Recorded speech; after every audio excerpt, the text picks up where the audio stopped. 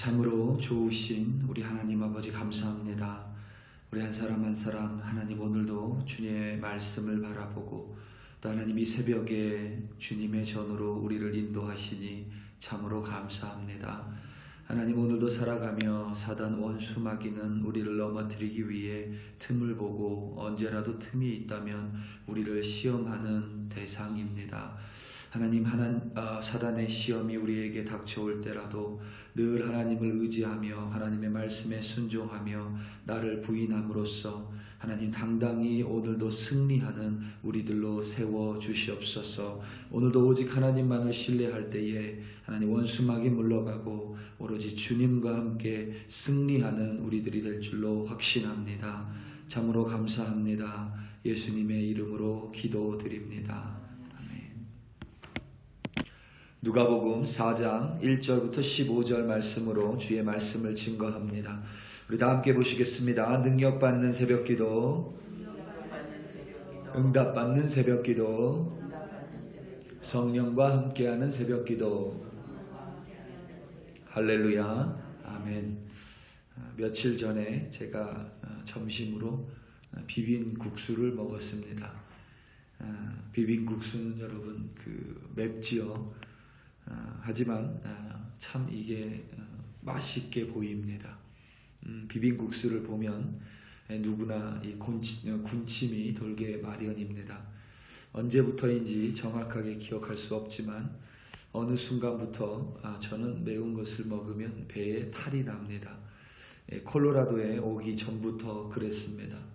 그래서 저는 분명히 알고 있었습니다. 이 매콤달콤한 비빔국수를 먹으면 꼭 배에 탈이 난다는 사실을 말입니다. 비빔국수 앞에서 제 머리는 분명히 이것을 먹으면 배탈이 날 것이라 라고 제게 강하게 말하고 있었지만 비빔국수를 먹고 싶어 하는 시험을 당연히 이겨냈어야 합니다.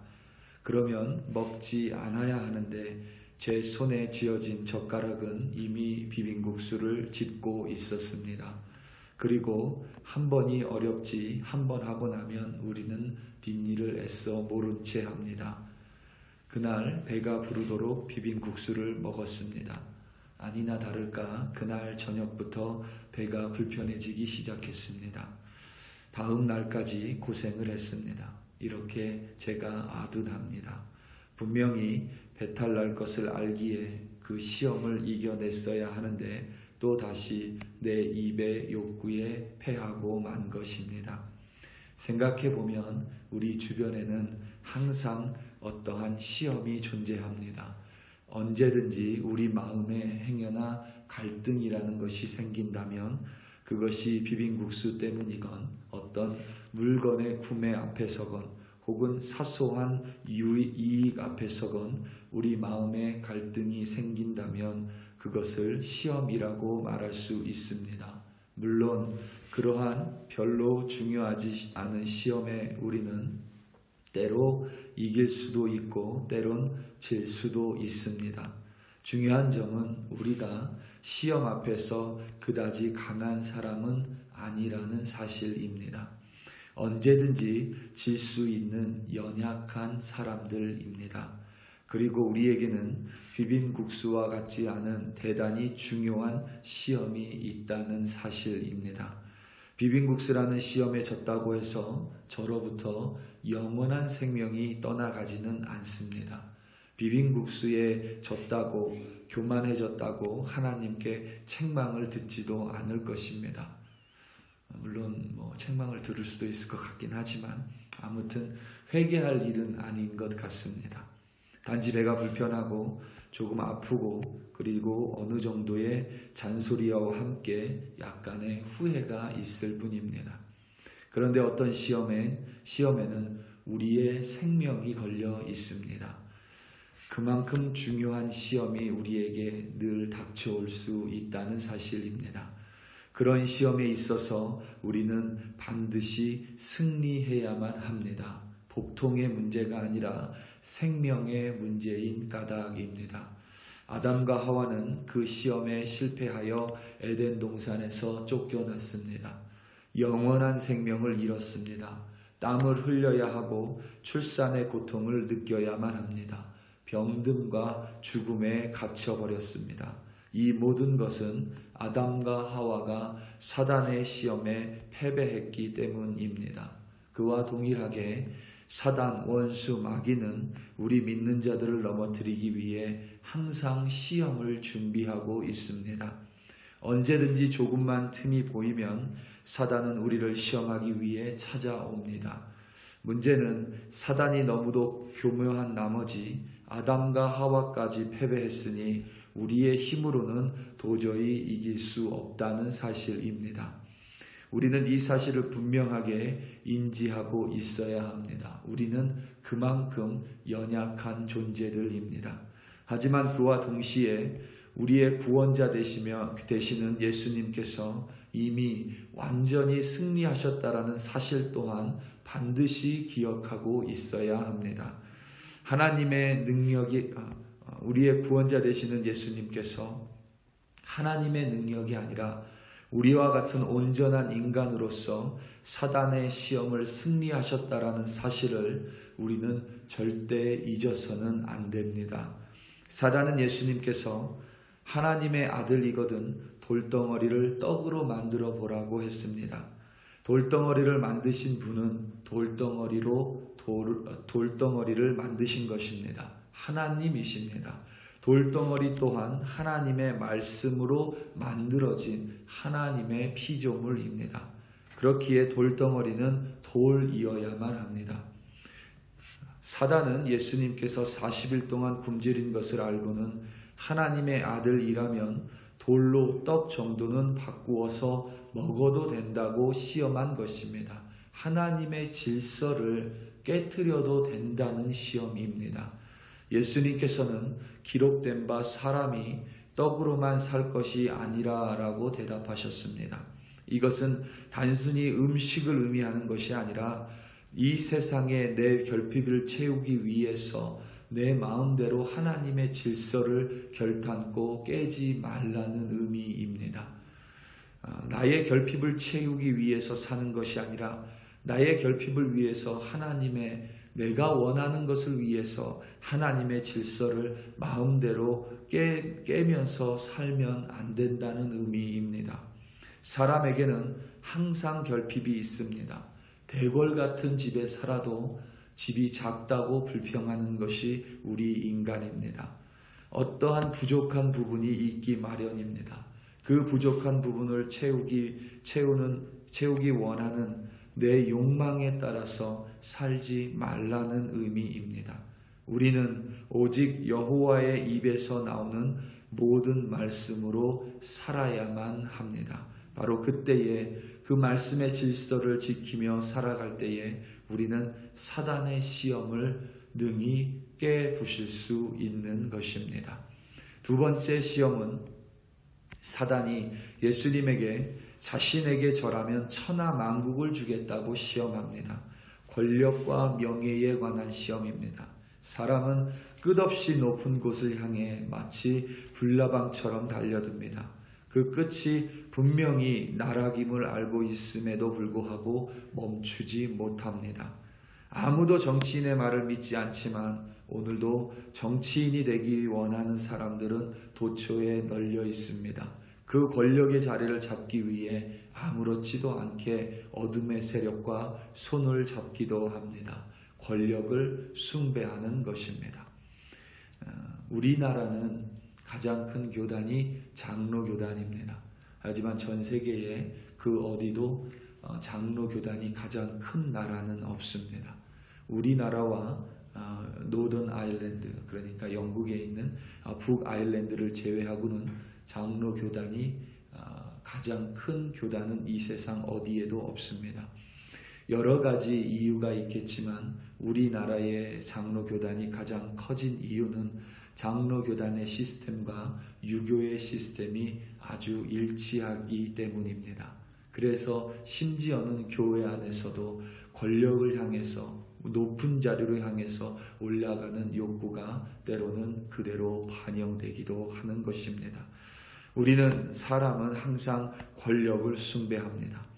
예수님께서 주 너의 하나님께 하나님만을 경배하고 다만 그를 섬기라라는 말씀으로 이 사단의 시험을 물리치셨습니다. 다만 그를 섬기라라는 말은 오직 그만을 섬기라라는 의미입니다. 권력도 재물도 하루아침에 물거품처럼 사라질 수 있습니다. 그것이 아무리 좋아 보인들 우리의 영원한 생명을 책임져 줄 수 없습니다. 우리의 죽음에 관한 한, 생명에 관한 한 그것들은 아무런 힘도 없습니다. 그렇기에 그것들은 경배의 대상이 될 수 없고 오직 영원하신 하나님의 말씀만이, 하나님만이 우리의 유일한 경배의 대상이 될 수 있는 것입니다. 매사에 하나님을 찬양하시고 하나님을 경배한다면 우리는 권력을 향한 우리의 욕망 앞에 지지 않고 반드시 승리하는 우리가 될 줄로 확신합니다. 마지막으로 성전 꼭대기에서 뛰어내려 보려고 사단은 예수님을 시험했습니다. 하나님께서 사자들을 보내셔서 예수님의 발끝 하나 상하지 않게 하시는지 시험해 보려는 것입니다. 이것은 자신의 뜻과 하나님의 뜻에 대한 시험입니다. 내 뜻대로 해놓고는 하나님께서 그것에 응답하시는지 살펴보라는 시험입니다. 내 뜻이 먼저이고 하나님은 그저 내 뜻을 이루어주는 분으로 폄하하라는 것입니다. 예수님께서는 주 너의 하나님을 시험하지 말라고 사단의 시험을 물리치셨습니다. 하나님께서는 내 뜻을 받쳐주기 위해 존재하는 분이 결코 아닙니다. 늘 말씀했던 것처럼 하나님께서는 우리에게 복을 주십니다. 그리고 하나님은 우리의 삶을 변화시켜 주십니다. 분명히 우리의 팔자를 변화시켜 주실 수 있는 절대적인 능력을 가지신 분이십니다. 문제는 사람이 그것에 취해 도취된다면 하나님을 얼마든지 잃어버릴 수 있다는 사실입니다. 그래서 때로는 어려움 겪을 때 하나님의 구원을 우리는 경험합니다. 하지만 시간이 지나고 나서 내 삶이 윤택해지고 나면 그때는 하나님을 뒤돌아서는 많은 이들이 있다는 사실을 우리는 어렵지 않게 알고 있습니다. 하나님은 내 뜻에 맞춰주고 그저 내 생각에 맞춰주고 내가 원하는 것을 하는 그런 요술방망이와 같은 분이 절대 아닙니다. 내 생각을 버리고 하나님의 생각을 쫓는 것이고 내 뜻을 내려놓고 하나님의 뜻을 쫓는 것이 바로 신앙, 믿음입니다. 하나님은 시험의 대상이 아니라 절대적인 신뢰의 대상입니다. 그래서 신앙은 나를 내려놓고 자기 부인이 반드시 수반되어야 하는 것입니다. 우리 사랑하는 성도 여러분, 사단은 항상 우리를 시험합니다. 이제 시험이 좀 끝났으니 오늘은 괜찮겠지. 바로 그 순간에 사단은 틈을 놓치지 않습니다. 오늘도 틈이 있다면 우리를 시험할 것입니다.